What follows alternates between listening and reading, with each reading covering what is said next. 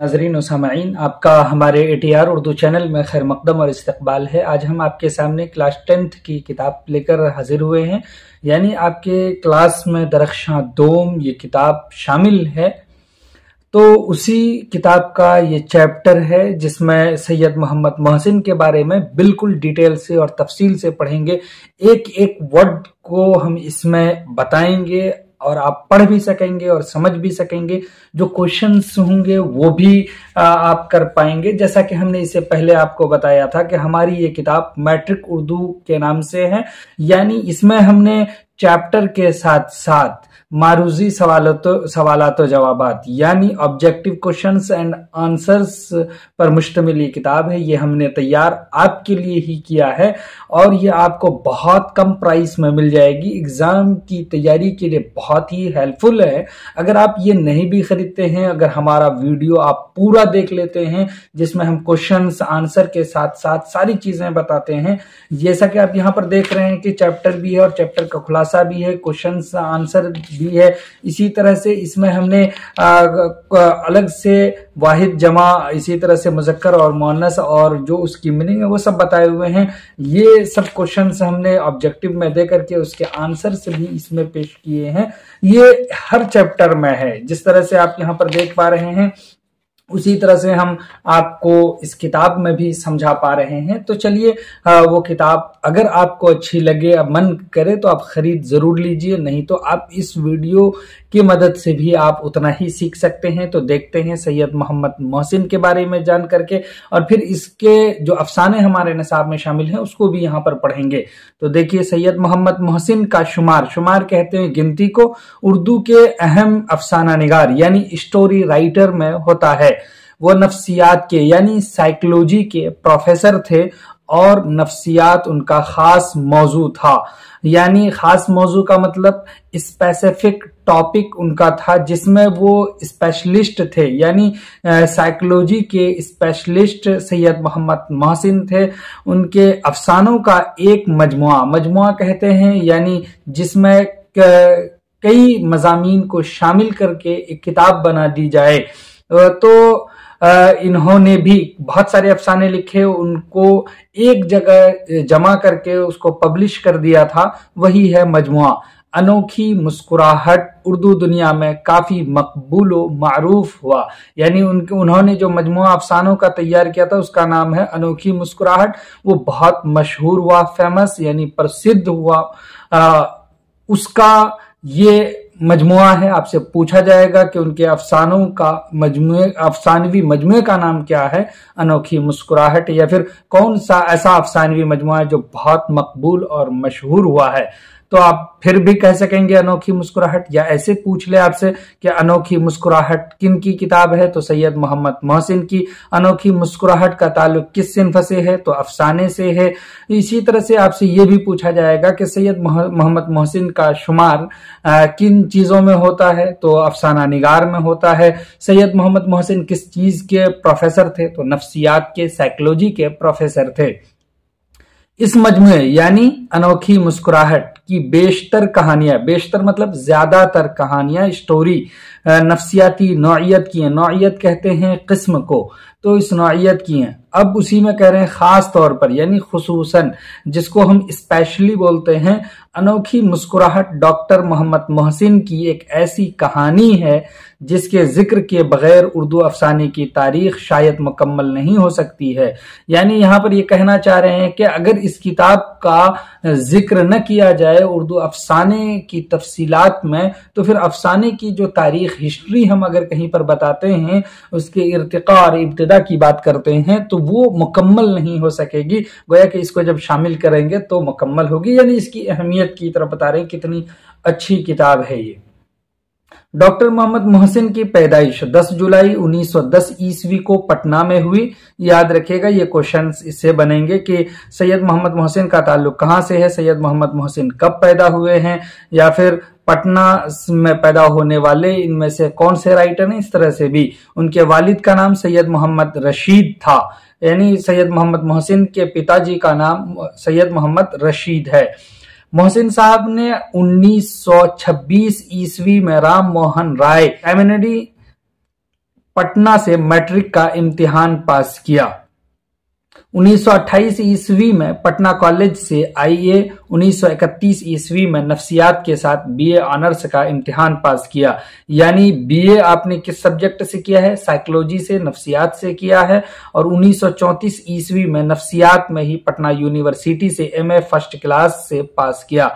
यानी आपने नफ्सियात से ही एमए भी किया है और फर्स्ट क्लास से जब आप पास हुए हैं तो आपको गोल्ड मेडल मिला है। आपसे ये पूछा जा सकता है उसको गोल्ड मेडल किस कोर्स में दिया गया था? तो एमए में दिया गया था। 1938 ईस्वी में वो पटना कॉलेज में शोबे फलसफा में आरजी तौर पर लेक्चरर बहाल हुए। आरजी मतलब टेम्पररी को कहते हैं, जुज वक्ती तौर पर जो बहाली होती है उसको कहते हैं आरजी। तो लेक्चरर के तौर पर आप बहाल कहां पर हुए थे? पटना कॉलेज में। फिर 1948 ईस्वी में पटना यूनिवर्सिटी के शोबे नफ्सियात में मुस्तकिल तौर पर लेक्चरर बहाल हुए। मुस्तकिल कहते हैं परमानेंट को। मुस्तकिल बहाली आपकी 1948 ईस्वी में हुई। 1953 ईस्वी में वो शोबे नफ्सियात में सदर, शोबा कहते हैं डिपार्टमेंट को, सदर यानी एचओडी अब जिसको बोलते हैं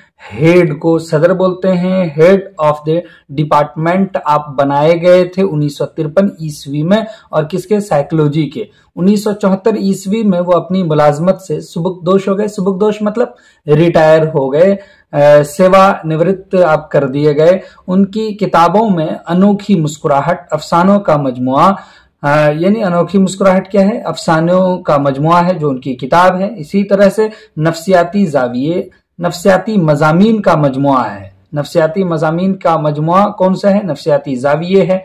इसी तरह से जख्म के फूल, शेरी मजमुआ बहुत अहम है। आपसे पूछा जाएगा सैयद मोहम्मद मोहसिन का शेरी मजमुआ कौन सा है, या फिर ऐसा भी पूछा जा सकता है जख्म के फूल का ताल्लुक किस सिन्फ से है? तो शेर व शायरी से है। इनके अलावा उनकी दूसरी किताबें भी शाये हुई हैं। शाये होना यानी पब्लिश हुई हैं।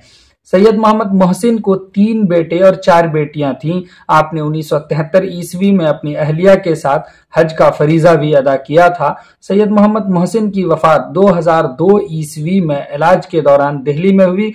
पैदाइश 1910 ईस्वी को और वफात 2002 ईस्वी में ही हुई है।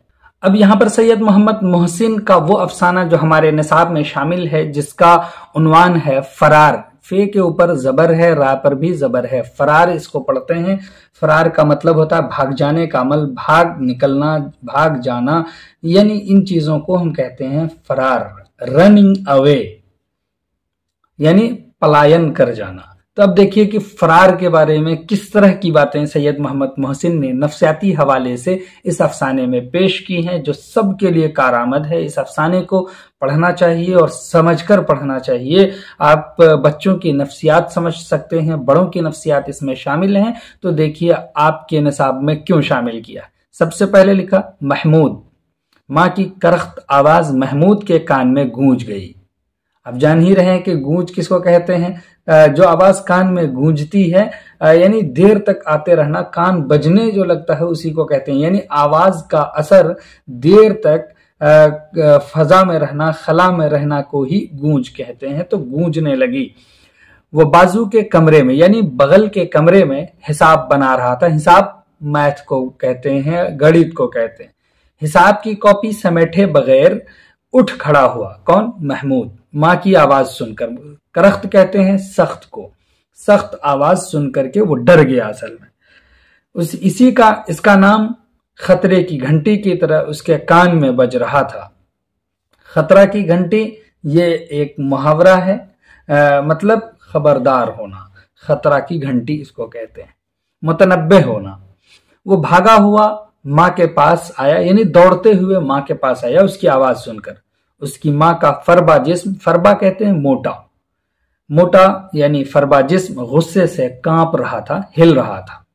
जैसे तुंद हवा में यानी तेज हवा में बरगद का दरख्त डोल रहा हो, ऐसा महसूस हो रहा था। उसको एक चीज दूसरी चीज से तशबीह दी है, यानी बरगद का पेड़ जिस तरह से तेज हवा में हिल रहा होता उसी तरह से वो हिल रहा। माँ की उभरी हुई आंखें, लाल अंगारा सा चेहरा, फैली हुई गर्दन देखकर सहम गया। सहम जाना मतलब डर जाना। गो ये मंजर उसके लिए नया नहीं था। मासूम फरिश्ते की तरह नजरें नीची किए महमूद माँ के रूबरू, रूबरू सामने, आमने सामने को कहते हैं रूबरू। रू कहते हैं असल में चेहरा को, बरू यानी चेहरा ब चेहरा आमने सामने खड़ा हो गया। ये मुनफईलाना अंदाज यानी शर्मिंदा करने वाला अंदाज आने वाली आफत के मुकाबले, आफत मुसीबत को कहते, के मुकाबले में उसका तन्हा हथियार था। बुला उन्हें बाहर से। इतनी बात माँ ने कही जैसे वो महमूद माँ के पास आया। तो महमूद की माँ ने गरजते हुए कहा, गरजना यानी सख्त आवाज में, सख्त लहजे में किसी चीज को कहा जा रहा है तो उसको गरजना कहते हैं। यानी गरजते हुए कहा, आपको बुला रही हैं। महमूद ने रुकते रुकते कहा, मुझसे क्या काम है? गुस्से में हैं तो हुआ करें, उन्हें तो हर वक्त गुस्सा ही चढ़ा रहता है। ये कहा, अच्छा चलो आता हूं। उसके बाप ने कुर्सी से उठते हुए कमजोर आवाज में कहा। यानी महमूद के पिताजी ने महमूद से बहुत ही नर्म लहजे में, कमजोर आवाज में, मध्यम अंदाज में कहा। महमूद के बाप को देखकर उसकी माँ और बुलंद आवाज में गरजने लगी, यानी जोर से बोलने लगी। जिस तरह से बारिश होने से पहले बादल गरजता है, उसी तरह यानी उसी चीज को बताने के लिए यहाँ पर गरजना लफ्ज यूज किया है। अब देखिए यहाँ पर एक मुहावरा यूज किया, तुमने मेरी मट्टी पलीद कर दी। मट्टी पलीद करना एक मुहावरा है। इज्जत बर्बाद करने के मानी में मट्टी पलीद करना यूज करते हैं। यानी इसका मतलब ही हो गया कि इज्जत बर्बाद करना। अगर ये आपको दे एग्जाम में कि मट्टी पलीद करना मुहावरा है, इसके माने क्या है, तो इज्जत बर्बाद करना। अब लिखा है नौज, उस दिन को जब मेरे बाप ने तुम्हारे साथ मेरी शादी की। नौज कहते हैं तौबा उबा के लिए जो लफ्ज इस्तेमाल करते हैं, या फिर ऐसा न हो, ये मीनिंग है, या नऊज बिल्लाह यानी जिससे पनाह चाही जाए, तौबा। और इसी तरह खुदा न खास्ता, ये सब वर्ड जो यूज करते हैं उसी मीनिंग में यूज करते हैं नौज। ये लफ्ज दे करके मानी पूछता है, यानी कह रहा है कि जिस दिन हमारे बाप ने तो शादी कर दी है तुमसे, उस दिन को से बुरा कोई दिन नहीं होगा, तौबा उस दिन के। आखिर कुछ कहोगी भी या यूं ही बके जाओगी? महमूद के बाप ने आहिस्तगी से सवाल किया, बहुत नर्म गुफ्तार था, तो उस तरह से उन्होंने कहा, बहुत धीमे और बहुत प्रेम और प्यार से उन्होंने पूछा, हाँ हाँ मैं तो बकवास मचाती ही हूं, यानी बेकार की बातों को बकवास कहते, पागल सिर्री सब कुछ हूं। अरे भाई मैं कब को तुम्हें पागल कह रहा हूं? अपने मुंह जो चाहो कह लो। हाँ जी, तुम सा शरीफ दुनिया में कौन होगा? ये मुकालमे चल रहे हैं, जाने दो, मैं रजील सही। रजील ये इसकी जमा पूछते हैं। रजील की मीनिंग है घटिया, कमीना, और इसकी जमा है अराजिल। रजील की जमा है अराजिल, तो ये याद रखिएगा। कमीनी सही यानी वही घटिया की मीनिंग में है, रजील का ये मुतरादिफ है। लेकिन तुम्हारे घर में अब 1 मिनट मेरा कदम नहीं जम सकता। जम सकना मतलब रुकना। तुम्हारे घर में अब हम नहीं रहेंगे। अरे भाई खुदा का वास्ता कुछ बताओ भी तो। आहा कैसे भोले हैं आप, गोया कुछ जानते ही नहीं। बैठे बैठे सारा फसाद मचाते रहते हैं और ऊपर से देखो तो जैसे मोम की गुड़िया। मैंने तुम्हें 1000 बार मना किया है कि उस मुए वकील के यहाँ न जाया करो। उस मुए वकील, यहाँ पर जो लफ्ज इस्तेमाल किया है मुए, तो ये लफ्ज आप जानते हैं इसके माने हैं कमीना के, घटिया के। मुए वकील के यहाँ न जाया करो, उस घटिया वकील के यहाँ तुम न जाया करो। लेकिन तुम कहाँ मानने वाले, उसकी जोरू तो डाइन बनकर मुझे निगलने की फिक्र में है और तुम उससे घुल मिलकर मीठी मीठी बातें किया करो। अरे भाई आहिस्ता बोलो, मोहल्ला वाले सुनेंगे तो क्या कहेंगे। تمہیں تو خواہ شک پیدا ہوا جاتا ہے۔ محمود کی ماں نے اور چیخ چیخ کر بولنا شروع کیا اور زور سے بولنا شروع کیا۔ ہزاروں گالیاں وکیل کو دیں، سینکڑوں سلواتیں محمود کے باپ کو سنائی۔ مطلب سلواتیں بھی یہاں پر مطلب یہ ہے کہ ان کو برا بھلا کہا۔ محمود اپنی عمر کے 10ویں ہی سال میں یتیم ہو گیا۔ یہ سوال آپ سے پوچھا جائے گا کہ محمود اپنی عمر کے کس سال میں تھا کہ یتیم ہو گیا، تو 10ویں سال میں ہی یتیم ہو گیا۔ یتیم آپ جانتے ہیں کہ جس کے والد کا انتقال ہو جائے اس کو یتیم کہتے ہیں۔ اور باپ کے مرنے کے تھوڑے ہی عرصہ بعد، یعنی تھوڑے ہی دنوں کے بعد، اس کی ماں بھی اسے چھوڑ گئی۔ یعنی اس کی ممی کا بھی انتقال ہو گیا، پتا کا بھی انتقال ہو گیا، یعنی مدر اینڈ فادر دونوں ڈیتھ کر گئے۔ قسمت نے اسے اس کے عسرت زدہ ماموں کے مکان میں منتقل کر دیا۔ یعنی اب یہاں کہہ رہے ہیں کہ محمود اب کہاں چلا گیا تھا؟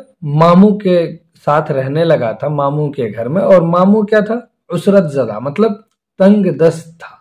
یعنی مطلب اس کے پاس خود تنگی تھی، پریشانی تھی، تکلیف تھی، اتنا خوشحال نہیں تھا۔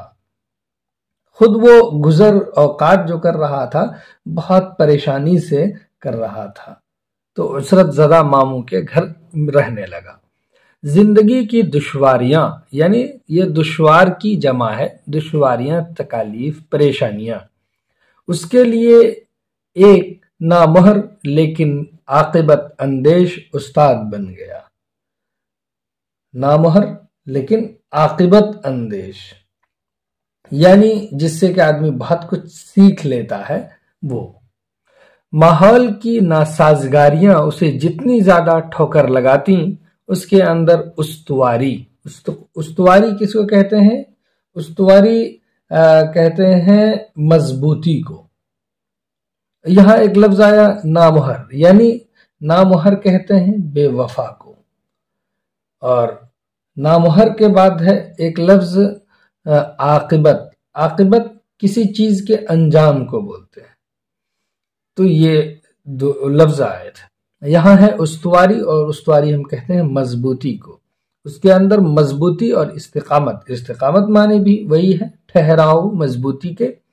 استقامت کی کوششیں اتنا ہی زیادہ تیز ہوتی جاتی اس صغر سنی میں۔ صغر سنی مطلب سن کہتے ہیں عمر کو، صغر کہتے ہیں چھوٹے کو، صغر سنی مطلب کم عمری، کم سنی میں بھی وہ مستقل مزاجی اور پختگی عزم کا ایک مکمل نمونہ معلوم ہوتا تھا، جیسے اس کا بچپن، طفولیت اور شباب کے درمیان مراحل پھاند کر انسانی تعمیر کی آخری منزل تک پہنچ گیا ہو۔ یہ ہے محمود کا ایک واقعہ۔ کہہ رہے ہیں کہ بچپن میں ہی ان کے ماں باپ چلے گئے تو اس سے ان کے اندر کیا کیا بدلاؤ آئے۔ محمود یونیورسٹی کے ہاسٹل میں رہتا تھا، کیونکہ 10ویں سال میں ہی ان کے والدین کا انتقال ہو گیا تھا اور محمود ماموں کے یہاں رہ رہا تھا، تو وہ اب کہاں رہنے لگا؟ ہاسٹل میں رہنے لگا، کیونکہ پڑھائی کی عمر اس کی ہو چلی تھی۔ اس کی تنہائی پسندی، یعنی اکیلا پن اور رہبانیت کا اس کے ساتھ برابر مذاق اڑایا کرتے تھے۔ رہبانیت اب جانتے ہیں، کہتے ہیں جو ہر چیز سے کٹ جائے، اس کے ساتھ مذاق اڑایا جاتا تھا۔ یونیورسٹی کی فضا کو ایجوکیشن کا مطلب کیا ہے؟ دیکھیں، لڑکے اور لڑکیوں کی یکجا تعلیم، ایک جگہ پڑھنے کو ایجوکیشن بولتے ہیں۔ کو ایجوکیشن کی وجہ سے گہری رومانی ہو گئی تھی، یعنی وہاں کی فضا جو ہے بہت رومانٹک تھی۔ محمود کے ساتھی کمال جادو بیانی اور گرم جوشی کے ساتھ ان فردوسی مناظر کی تصویریں اس کے آگے کھینچتے۔ محمود کی طبیعت میں بھی گدگدی سی پیدا ہو جاتی، ان کو بھی لگتا کہ یہ کچھ اچھی چیز ہے، رومانیت والی چیزیں، اور اس میں اس کو انٹرسٹ آنے لگتا اور اس کا من جو ہے ادھر لگنے لگا۔ یار، تمہارے سینے میں دل نہیں، لکڑی کا ٹکڑا ہے جس پر بجلی تک کا اثر نہیں ہوتا۔ گویا کہ اس کا مطلب ہم اتنی باتیں کر رہے ہیں لیکن پھر بھی تم انٹرسٹ نہیں لے رہے ہو، اس کا مطلب یہ صاف ہے کہ تمہارے سینے میں دل نہیں ہے، بلکہ دل کی جگہ پر لکڑی کا کوئی ٹکڑا ہے۔ کل کلاس میں خالدہ کس طرح نظریں بچا بچا کر تمہیں تک رہی تھی، یعنی خالدہ یہاں پر نام آیا۔ اب دیکھیے دوسرے کردار کی یہاں پہ نام کے ساتھ انٹری ہے، اس کے ممی پاپا کا اب تک کردار چل رہا تھا، محمود کے بعد دوسرا کردار کون ہے؟ خالدہ۔ ان کے دوستوں کے بھی نام نہیں آئے ہیں، یہ سب کیریکٹر ہیں۔ تو خالدہ یاد رکھیے گا کہ پوچھا جائے گا کہ خالدہ کس افسانے کا کردار ہے، تو خالدہ افسانہ فرار کا کردار ہے۔ تو یہاں پہ کہا کہ وہ نظریں بچا بچا کر تک رہی تھی، مطلب دیکھ رہی تھی تم کو۔ کاش وہ اس طرح مجھے دیکھتی ہوتی، یقین مانو میں اپنا کلیجہ نکال کر رکھ دیا ہوتا، عظیم نے اپنے خاص پرجوش انداز میں کہا۔ یہ عظیم جو اس کا کلاس فیلو ہے محمود کا۔ تو 3 کردار ہو گئے، محمود، خالدہ، عظیم، جو افسانہ فرار کا کردار ہے۔ خیر مذاق وغیرہ ختم کرو، بیچاری معصوم لڑکی پر جو تم اس قسم کی تہمت لگاتے ہو یہ تو بہت نامناسب بات ہے، یہ محمود نے کہا۔ اس طرح محمود حمایت کرنے لگا۔ تو اب یہاں پہ ہے کہ تہمت کیسی؟ ہم انہیں گھورتے رہتے ہیں اور وہ بیچاریاں ہمیں تکنے سے بھی رہیں، اور بھائی تمہیں تو اپنا مول معلوم نہیں، یعنی اپنی قیمت تمہیں نہیں پتا ہے۔ کاش میرے اندر تمہاری شکل و صورت ہوتی، میری زندگی ایک مستقل رومان ہوتی، رومان۔ عظیم نے سینہ تانتے ہوئے کہا، یہ بات عظیم نے کہا ہے۔ آج شام کو نمائش آؤ تو تمہیں دکھلا دوں کہ یاران نکتہ داں کے لیے کیسی صلائے عام ہے۔ تم آؤ نمائش میں، یعنی تھیٹر میں، تو وہاں تمہیں ہم پھر یہ دکھا دیں کہ کس طرح کی حور اور پریاں ہیں جو تمہارے انتظار میں ہیں۔ میں تمہارے کہنے پر آج شام کو نمائش جاؤں گا، پھر وہاں سے کسی ریستوراں میں چلیں گے، یعنی ریسٹورینٹ میں چلیں گے، لیتے آنا اپنی کسی مہپارہ کو، وہ بھی میری استقامت آزما لے گی۔ واہ، یعنی کسی بھی حسن و جمال والے کو، مہپارہ کا مطلب یہی ہے، یعنی حسین کو لے آنا، میری استقامت مطلب میرے ٹھہراؤ کو، میری مضبوطی کو وہ آزما لیں گی۔ واقعی چلو گے یا صرف آن میں بول رہے ہو، یعنی جوش میں آ کر کے صرف بول رہے ہو؟ عظیم نے محمود کے چہرے پر نظریں جماتے ہوئے سوال کیا۔ محمود کسی دعوے کے بعد قدم پیچھے ہٹانا جانتا ہی نہیں۔ محمود نے فاتحانہ انداز میں جواب دیا۔ یہ محمود کے جواب ہیں۔ عظیم تو محمود سے وعدہ لے کر چلا گیا، لیکن محمود ایک عجیب تاثراتی کشاکش میں مبتلا ہو گیا۔ اب دیکھیے یعنی محمود اب سوچنے لگا، گو مگو کی بات ہو گئی کہ کیا کریں، اب ہم نے کہہ تو دیا ہے، جائیں کہ نہیں جائیں، کیا کرنا ہے، اس کشاکش میں مبتلا ہو گیا، جیسے کوئی کسی گناہ کے ارتکاب کا ارادہ کر کے پچھتانے لگا ہو۔ ارتکاب کرنا مطلب گناہ کر لینا، گنہگار ہونا، اور نتائج کے موہوم لیکن ہوش ربا تصورات و کیفیات کے سانچے میں ڈھل کر اس کی روح میں پیوست ہو رہے ہوں۔ پیوست ہونا مطلب ضم ہونا، داخل ہونا، مل جانا، یہ ہوتا ہے پیوست کا مطلب۔ یہاں پر جو لفظ آیا ہے نتائج، نتائج یہ نتیجہ کی جمع ہے، تو اس کے معنی ہوتے ہیں رزلٹ کے۔ اس طرح سے یہ بات ہوئی کہ جو بھی یہاں پر ان کے ساتھ ابھی ہوا تھا اس پر وہ ایک جائزہ لینے لگا، تو ان کو لگا کہ یار یہ کچھ غلط ہو گیا۔ خیر محمود کی انگلیاں غیر اضطراری طور پر رہ رہ کر اس کی نبض ٹٹولنے لگتیں، جیسے اسے بخار کا احساس ہو رہا ہو۔ اس کے دل میں ایک غیر معمولی وحشتناک دیوانگی کی کیفیت محسوس ہو رہی تھی، جیسے کوئی رات کے سناٹے میں کھلے میدان سے خوف کھانے لگتا ہو۔ اس غیر معمولی اضمحلال اور خستگی کا کوئی سبب محمود کی سمجھ میں نہ آتا تھا۔ یہاں پر دیکھیے کمزوری یا تھکاوٹ کو بولتے ہیں، خستگی کا کوئی سبب یعنی جو اس کے اندر ایک خستگی آ رہی تھی، یعنی زخمی ہونے کی حالت، تھکے ہونے کی حالت، کمزوری کی حالت جو ہو رہی تھی، وہ سمجھ میں نہیں آ رہا تھا۔ وہ ہاسٹل سے باہر نکلا اور قدم تیز کرتا ہوا نمائش کو روانہ ہوا۔ نمائش یعنی تھیٹر کی طرف جانے لگا۔ کافی دور پہنچ چکنے کے بعد اسے احساس ہوا کہ وہ غلط راستے پر لگ گیا ہے۔ اسے اپنی اس بھول پر حیرت سی ہو رہی تھی۔ اس کے پاؤں سرد ہو گئے اور وہ دیر تک اسی جگہ مبہوت کھڑا رہا، مطلب اسی جگہ وہ ٹھٹک کر کھڑا ہو گیا، یعنی اپنے آپ میں گم۔ اس کو کہتے ہیں مبہوت کھڑا ہونا۔ اسے سکتہ سا ہو گیا۔ اب نمائش جانا بالکل بے سود ہے۔ بے سود کہتے ہیں مطلب کوئی فائدہ نہیں، بے فائدہ ہے۔ اس نے کہا عظیم انتظار کر کے کہیں اور جا چکا ہوگا۔ وہ اپنے کمرے کی طرف لوٹ آیا اور کرسی پر بیٹھ کر اپنی اس خود فراموشی کا جائزہ لینے لگا۔ آخر اسے ہو کیا گیا تھا؟ اس کی سمجھ میں کچھ نہ آتا تھا۔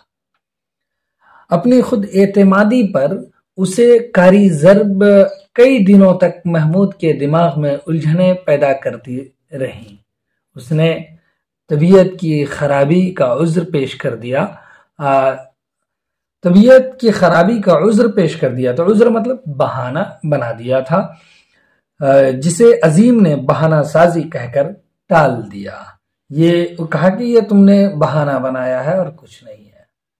یونیورسٹی کی تعلیم کے بعد مقابلے کے امتحان میں شامل ہوا اور اسے ڈپٹی کلکٹر مل گئی، یعنی وہ ڈپٹی کلکٹر بن گیا۔ ڈپٹی کلکٹری ملنے کی بعد ڈپٹی کہتے ہیں یعنی مطلب نائب، کلکٹر بنا۔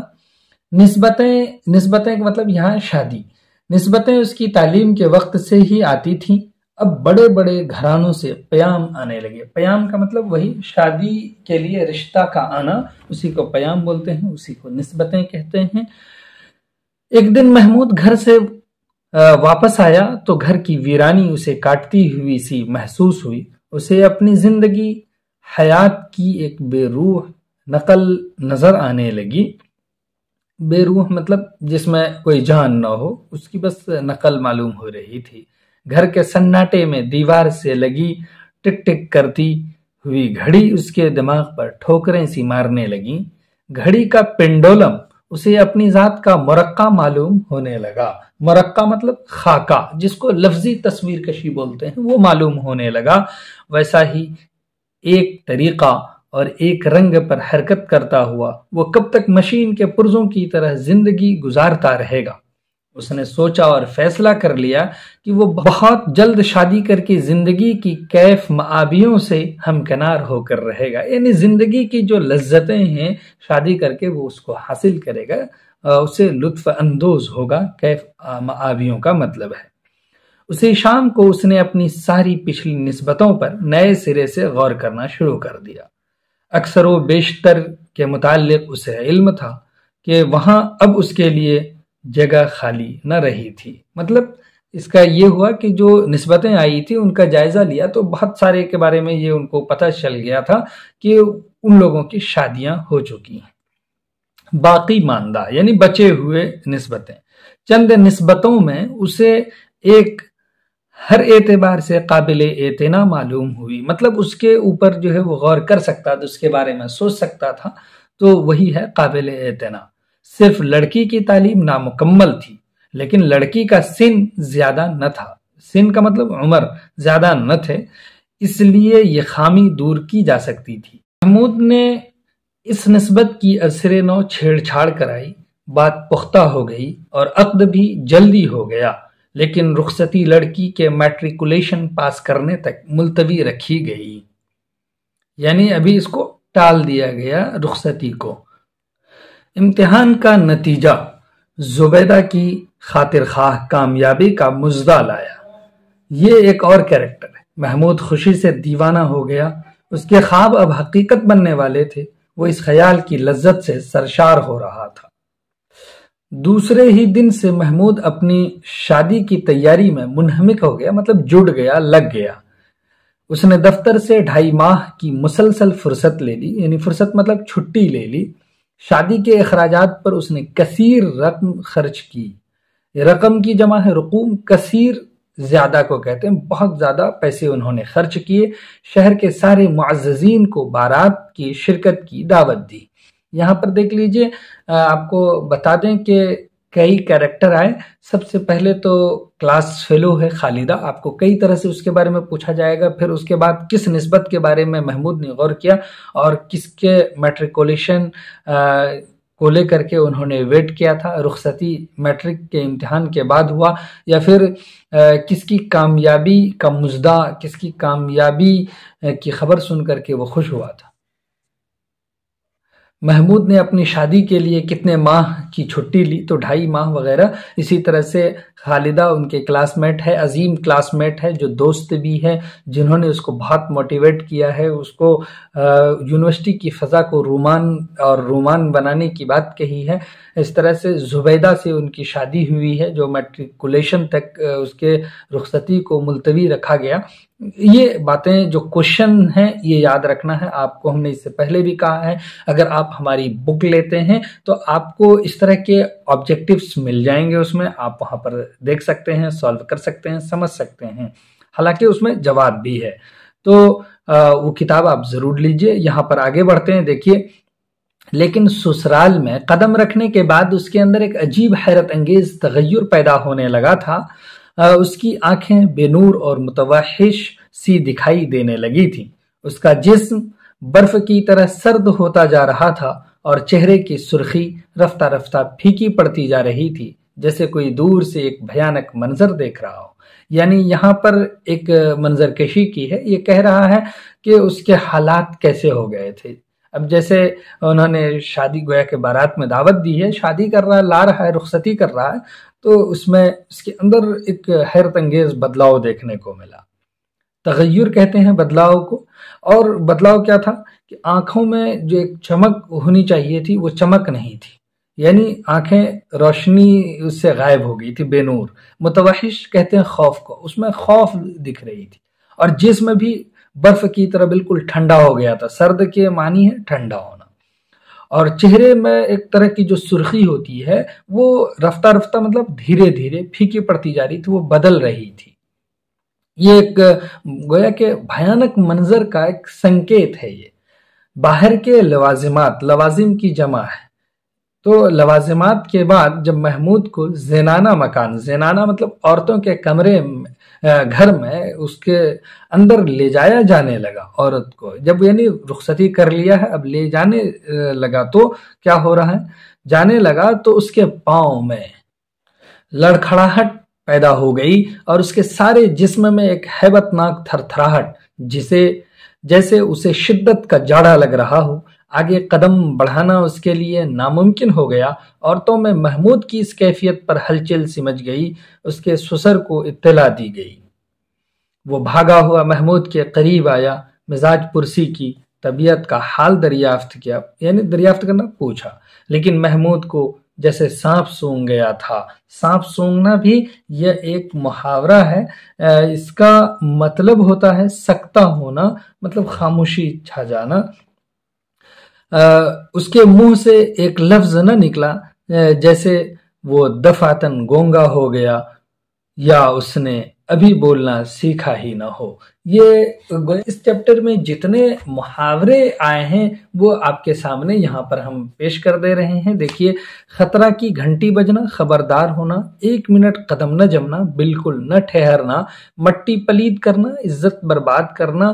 اسی طرح سے ہے کہ مبہوت کھڑا رہنا، حیران ہونا، پاؤں سرد ہونا کا مطلب طاقت ختم ہونا، آنکھیں بے نور ہونا مطلب اندھا ہونا، سانپ سونگنا، سکتا ہونا۔ یہ محاورے ہیں۔ آپ کو ہم اپنی اس کتاب کے بارے میں بتا رہے تھے کہ اس کتاب کو آپ ضرور پرچیز کر لیجئے۔ اس افسانے میں ایک نوجوان مرد محمود کا کردار سامنے آتا ہے جو حصول تعلیم کے لیے سرگرداں رہتا ہے اور عام نوجوانوں کے برخلاف ہاسٹل میں ایک ایسی مثالی زندگی گزارنا چاہتا ہے جو ایک اچھے طالب علم کی پہچان ہوتی ہے، لیکن ساتھیوں کے اکسانے پر وہ تفریح کی طرف مائل ہو جاتا ہے، لیکن وہ ایک نفسیاتی الجھن کا بہرحال شکار رہتا ہے۔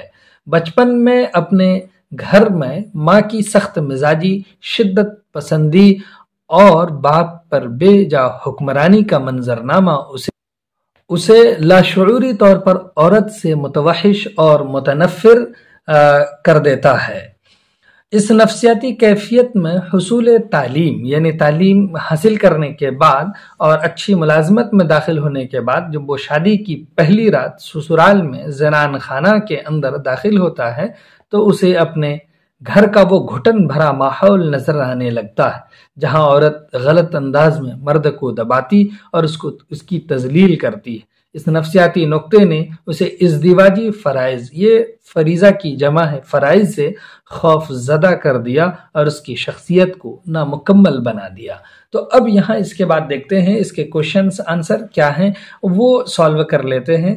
देखिए मुख्तसर तरीन सवालात हैं तो इसका जवाब आप दे सकते हैं, बहुत इजी है। तो अब देखिए मुख्तसर तरीन सवालात। सबसे पहले यहाँ पर दिया है डॉक्टर सैयद मोहम्मद मोहसिन की पैदाइश किस शहर में हुई, तो इसका यहाँ पर जवाब है कि उनकी पैदाइश पटना शहर में हुई है। इसी तरह से सवाल नंबर 2 है कि डॉक्टर मोहम्मद मोहसिन की तारीख़ पैदाइश बताइए, तो इसका 2 का जवाब है कि डॉक्टर मोहम्मद मोहसिन की पैदाइश 10 जुलाई 1910 को हुई है। 1910 को उनकी पैदाइश हुई है। सवाल नंबर 3 है कि ज़ेरे निसाब अफसानों में डॉक्टर मोहम्मद मोहसिन का कौन सा अफसाना है, तो अब यहाँ पर देख लीजिए कि ज़ेरे निसाब अफसानों में डॉक्टर मोहम्मद मोहसिन का फरार अफसाना शामिल है। सवाल नंबर 4 है कि डॉक्टर मोहम्मद मोहसिन के वालिद का नाम बताइए, तो देखिए इसका जवाब है डॉक्टर मोहम्मद मोहसिन के वालिद का नाम सैयद मोहम्मद रशीद है। इसी तरह से सवाल नंबर 5 है कि डॉक्टर मोहम्मद मोहसिन किस मौजू पर महारत रखते थे, तो डॉक्टर सैयद मोहम्मद मोहसिन नफ्सियात के मौजू पर महारत रखते थे। ये जवाब लिखने का तरीका है। मुख्तसर तरीन सवालात के बाद है अब मुख्तसर सवालात, यानी थोड़ा छोटे से ज़्यादा बड़ा जवाब होगा। तो पहला सवाल है कि डॉक्टर मोहम्मद मोहसिन की तदरीसी सरगर्मियों पर 5 जुमले लिखिए। तो आइए जवाब कैसे लिखेंगे वो देखिए कि डॉक्टर मोहम्मद मोहसिन के लिए जब आप ये सवाल का जवाब लिखना चाहेंगे तो सबसे पहले हेडिंग बनाइए तदरीसी सरगर्मियाँ सैयद मोहम्मद मोहसिन की। तो यहाँ से शुरू होगा, डॉक्टर मोहम्मद मोहसिन की पहचान तो तदरीस है, महज दिल बहलाने और वक्त फुर्सत को मसरूफ करने के लिए अफसाना नवीसी की तरफ माइल हुए। मुल्कगीर सतह पर बहैसियत मुअल्लिम व मुदर्रिस डॉक्टर मोहम्मद मोहसिन की शख्सियत मुसल्लम है। पटना कॉलेज से उन्होंने तदरीसी जिंदगी का आगाज किया। आर्जी तौर पर 10 साल तक फ़लसफ़ा और लेक्चर की खिदमात पेश की। उसके बाद पटना यूनिवर्सिटी में शोबे नफ्सियात के मुस्तकिल लेक्चरर बहाल हुए। फिर दूसरा सवाल है कि डॉक्टर मोहम्मद मोहसिन की तसनीफ़ात का जिक्र कीजिए। तसनीफ़ात का जिक्र करने के लिए अब आ रहे हैं हम, देखिए लिख रहे हैं जवाब कि अब इस तरह से हेडिंग भी बना सकते हैं, डॉक्टर मोहम्मद मोहसिन की तसनीफ़ात। अब यहाँ पर लिखेंगे हम कि डॉक्टर मोहम्मद मोहसिन की तसनीफ़ात दर्जन भर है। बहुत सी मारूफ किताबें डॉक्टर मोहम्मद मोहसिन ने यादगार छोड़े हैं। माहिर फ़न उस्ताद की हैसियत से तसनीफ़ से खासा लगाव रखते थे। तदरीसी खिदमात के दौरान ही डॉक्टर साहब ने नफ्सियाती ज़ाविये, ज़ख्म के फूल और अनोखी मुस्कुराहट जैसी किताबें शाये की। जबकि तीसरा सवाल है मुख्तसर कि महमूद के किरदार पर 5 जुमले लिखिए। तो आप लिख सकते हैं महमूद का किरदार, हेडिंग बनाइए, फिर लिखिए महमूद अफसाना फरार का मरकजी शख्स है या मरकजी किरदार है। वो बचपन में नफ्सियाती उलझन का शिकार अपने माँ की सख्त मिजाजी और बाप पर बेजा हुक्मरानी से हो जाता है और इसी नफ्सियाती कैफियत के साथ परवान चढ़ा औरतों से मुतवहिश और रोमानियत से बहुत दूर मिसाली जिंदगी की तलाश व जुस्तजू में चला जाता है। वो अच्छी नौकरी करता है लेकिन सहराए बेबर्ग शजर में उदास छांव तलाश करने में भटकता है। महमूद का किरदार उस प्यासे शख्स की तरह है जिसको नखलिस्तान में जामी शीरी मयस्सर नहीं। अब इसके बाद है तवील सवालात। तवील 2 सवालात हैं आपके सामने। एक है डॉक्टर मोहम्मद मोहसिन की अफसाना निगारी पर एक मजमून लिखिए, दूसरा है कि अफसाना फरार का मरकजी ख्याल बयान कीजिए। इस तरह के सवालात एग्जाम में भी दिए जाते हैं, तो आइए देख लेते हैं हम। यहाँ पर सबसे पहले है कि अफसाना निगारी पर मजमून, तो यहाँ पर लिखते हैं डॉक्टर मोहम्मद मोहसिन की अफसाना निगारी, ये हेडिंग है। देखिए, मैं अपने इस मुख्तसर से मजमून में बताऊंगा कि डॉक्टर मोहम्मद मोहसिन अफसाना निगार कम और उस्ताद ज़्यादा थे। आपके यहाँ अव्वलियत तालीम व तदरीस को थी और अफसाना निगारी सानवी चीज़ थी। डॉक्टर मोहम्मद मोहसिन अफसाना निगारी में किसी से कम नहीं है। जुबान व बयान की दिलकशी और जज्बियत का असर कल्ब व दिमाग पर होता है। उनके अफसानों में नफ्सियात हावी व गालिब हैं। नफ्सियात का रंग इतना नुमाया होता है कि उनकी उर्दू दुनिया में मकबूल मारूफ किताब अनोखी मुस्कुराहट की बेशतर कहानियां नफ्सियाती नौइयत की हैं, और अफसाने के बाब में अनोखी मुस्कुराहट का जिक्र न करना उर्दू अफसाने के साथ सरासर ना इंसाफी है। डॉक्टर मोहम्मद मोहसिन ने उर्दू दुनिया को इतने अच्छे अफसाने दिए जिस पर पजीराई होनी भी चाहिए। अलमुख्तसर ये कि वो अच्छे अफसाना निगार थे, उनकी अजमत हर दिल में बढ़ जाती है। अब दूसरा सवाल था कि फरार का मरकजी ख्याल, तो मरकजी ख्याल और भी लिख सकते हैं। यहाँ पर लिखा है कि अफसाना फरार का मरकजी ख्याल महमूद की ज़ात है जिसको नफ्सियाती उलझन से नजात लम्हा भर के लिए भी नहीं होता है। इतना तो आप याद ही कर लीजिए ताकि आप लिखने में आसानी हो सके। चलिए फिर हम आपसे मिलते हैं नए सबक के साथ। तब तक के लिए खुदा हाफिज। अस्सलामु अलैकुम।